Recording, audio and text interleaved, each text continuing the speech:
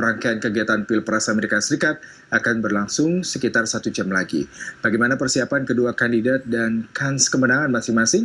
Kita terhubung dengan jurnalis VOA Nova Purwadi di Washington DC. Ya, selamat pagi waktu Indonesia. Nova, apa perbedaan debat kali ini dengan debat pertama dulu dan juga apakah berpengaruh begitu dari jumlah penontonnya yang menonton debat kali ini? Ya, menarik. Sudah Anda laporkan ada beberapa perbedaan yang diberlakukan dalam debat kali ini untuk mencegah terjadinya hujan interupsi dan saling interupsi yang mewarnai debat capres pertama. Salah satunya adalah pemberian tombol mute gitu, semacam itu, untuk mikrofon dari masing-masing kandidat presiden.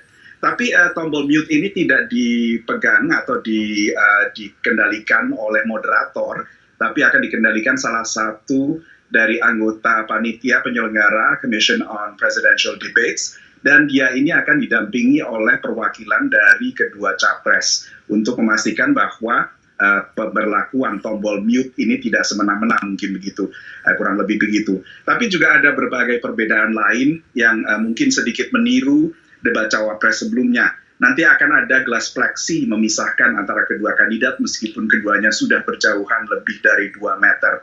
Ini sempat ditolak oleh tim ses Trump, seperti juga saat debat cawapres, tim ses Mike Pence juga sempat menolak adanya pembatas ini. Tapi inilah salah satu langkah pengamanan yang dilakukan oleh panitia penyelenggara debat capres kali ini.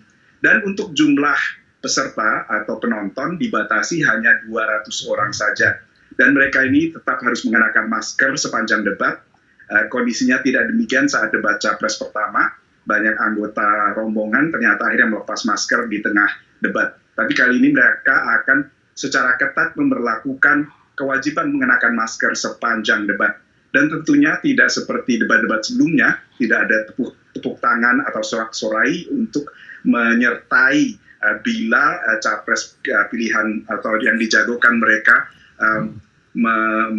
memberikan pukulan telak secara verbal begitu, Lady. Ya, Nova, kalau kita bicara mengenai perubahan dari pemilih terkait dengan debat pertama, kemudian saat ini debat kedua.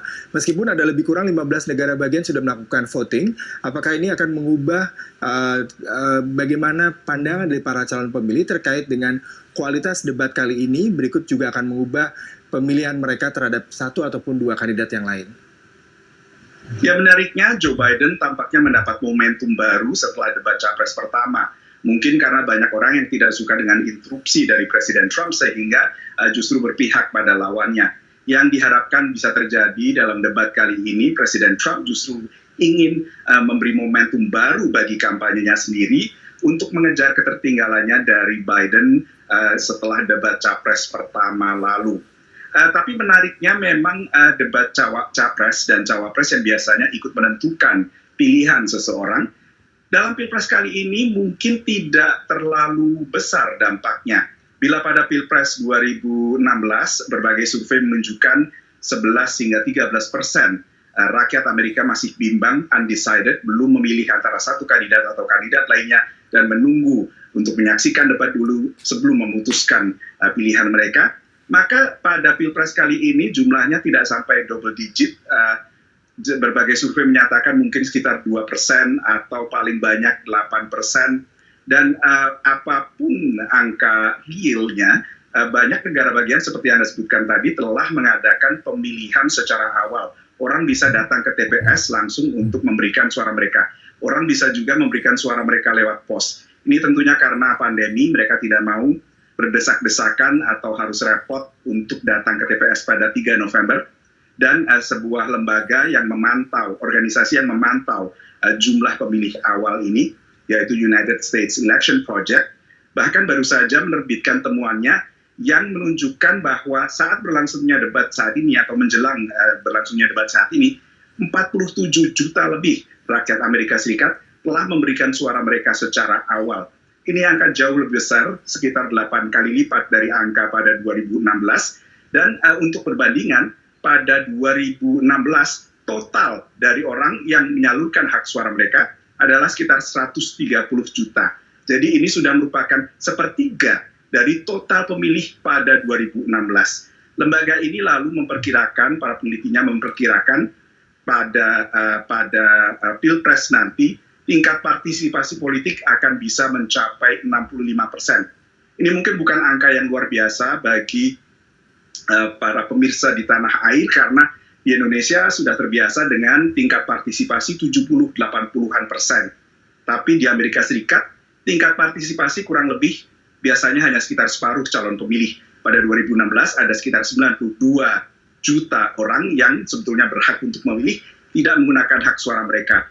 Dan kali ini mungkin jumlahnya dan saat itu jumlahnya berarti partisipasi hanya mencapai 55%. Pada Pilpres sebelumnya juga 55%, Pilpres sebelumnya 58%, dan angka 65% ini terakhir kali terjadi pada 1908. Jadi ini merupakan memang sesuatu yang luar biasa bila memang perkiraan ini bisa terrealisasi. Dan menarik sekali bahwa Michael McDonald, peneliti dari United States Election Project ini memperkirakan pada pekan lalu bahwa pada pekan ini akan terjadi lonjakan sampai 40 juta dan ternyata saat ini 47 juta melebihi perkiraannya.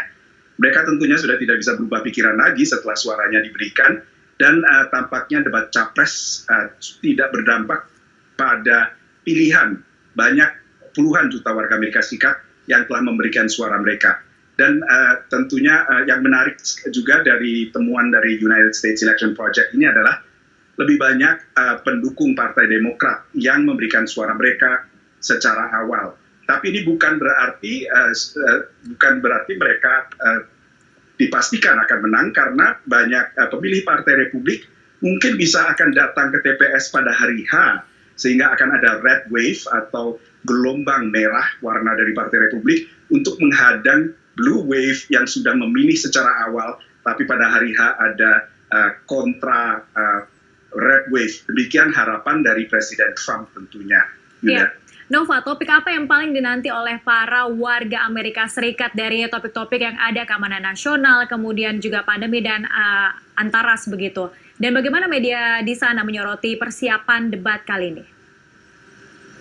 Ya menarik sekali karena debat ini tadinya adalah rencananya debat ketiga, tapi ternyata menjadi debat kedua karena pada pekan lalu mestinya ada debat di Miami, tapi karena diagnosa positif COVID Presiden Trump dan berbagai pertimbangan keamanan lainnya, akhirnya panitia memutuskan untuk melangsungkan secara virtual dan akhirnya Presiden Trump tidak mau dan akhirnya Joe Biden dan Presiden Trump mengadakan temu calon pemilih secara terpisah yang disiarkan oleh saluran TV yang berbeda.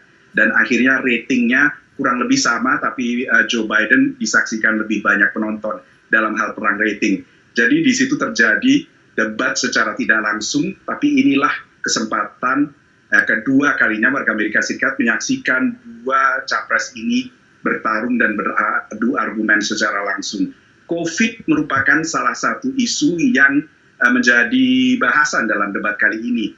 Memang banyak media dan juga analis menyoroti bahwa biasanya memang pilpres yang melibatkan seorang petahana adalah referendum terhadap kinerja sang petahana selama ini.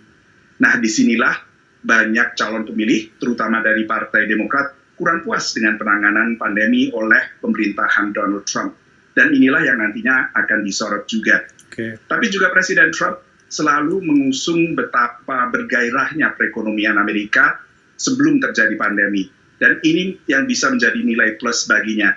Karena berbagai polling, termasuk dari New York Times dan Siena University, menunjukkan bahwa sekitar separuh warga Amerika, separuh lebih warga Amerika Serikat, merasa lebih puas dengan kehidupan mereka dibandingkan 4 tahun lalu secara ekonomi. Dan survei dari NBC News dan juga Wall Street Journal, hasilnya kurang lebih sama. Jadi memang secara ekonomi ini Presiden Trump bisa mengklaim sebagai salah satu pencapaiannya, dan inilah yang tentunya bisa menjadi isu yang bisa mungkin merangkul calon pemilih lain.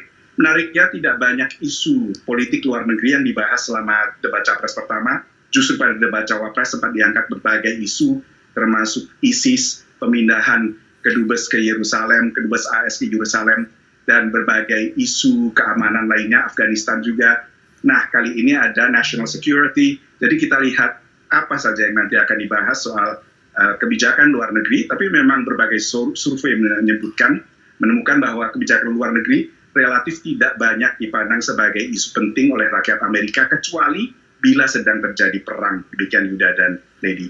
Baik, Nova, terima kasih untuk laporan langsung Anda dari Washington DC. Selamat bertugas kembali.